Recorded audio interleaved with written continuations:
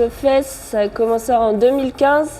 C'était un collectif de musiciens et de techniciens du spectacle, assez informel au début, qui ont commencé à remettre en question leur manière de travailler, donc de produire et diffuser principalement de la musique. Ils ont commencé à faire des micro-festivals débranchés, donc sans électricité, à faire des régies de spectacles à vélo. Et en 2019, du coup, ça s'est monté en association officiellement. Et voilà, depuis ça se développe et donc on continue à faire des tournées en autonomie énergétique avec des remorques sur lesquelles il y a des panneaux solaires qu'on peut tracter à vélo. Ouais, il s'est sacrément agrandi. Moi, j'ai intégré le Slowfest en 2020 et ça commençait déjà à vouloir se diversifier en plusieurs pôles de médiation, comme la lutherie sauvage notamment.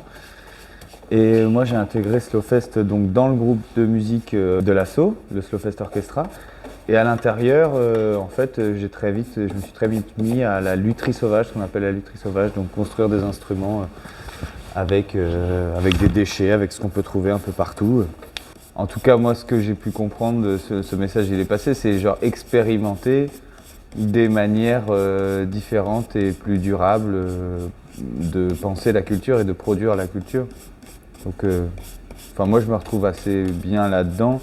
Et de là, on découle plein de manières d'être et de faire qui découlent du bon sens, en fait, dès qu'on commence à s'y intéresser. Que ce soit, par exemple, la lutherie sauvage, on se dit, on va pas acheter des instruments neufs, mais on va plutôt carrément en construire avec des déchets. C'est pousser l'expérimentation au bout et voir qu'en fait, on peut quand même réussir à faire de la musique et à produire. Donc, il y a une sorte de démonstration dans l'expérimentation qui, moi, m'intéresse en tout cas beaucoup. Ouais. Moi, du coup, j'ai donné pas mal d'ateliers de sensibilisation ces derniers mois. Et c'est vrai qu'au début, quand on présente le projet en disant voilà, on fait des tournées d'artistes à vélo, en général, les gens se disent mais comment c'est possible? Et en fait, après, quand on montre les vidéos ou qu'on explique un peu plus, les gens se rendent compte que c'est très simple. Ce qui est assez fou, c'est qu'à chaque fois, il y a une idée qui peut paraître totalement dingue et qui apparaît comme une grande difficulté. Parce que complètement dissonante avec le mode de fonctionnement actuel dans la culture et des choses comme ça, et qui en fait, une fois que les gens s'y attellent, devient très vite réalisable et se réalise, comme la tournée des Furtives l'an dernier, qui a demandé quand même énormément de boulot, ça a fini par devenir possible. Ouais. S'accorder avec le temps long, et relier le bon sens en fait dans ses comportements, c'est un lien. Ça procure beaucoup de joie en tout cas.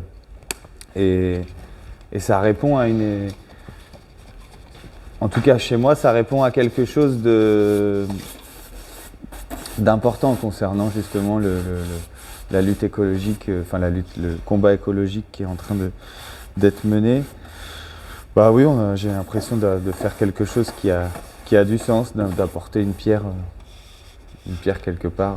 Et, toutes les semaines, on a des réunions d'équipe avec toutes les personnes qui ont des fonctions, donc soit les permanents, soit des personnes qui bossent sur les événements en cours. Et c'est là que les décisions se prennent en général, c'est les mardis midi. Du coup, avec les coprésidents et les personnes qui bossent au quotidien. Et les décisions se prennent collectivement comme ça.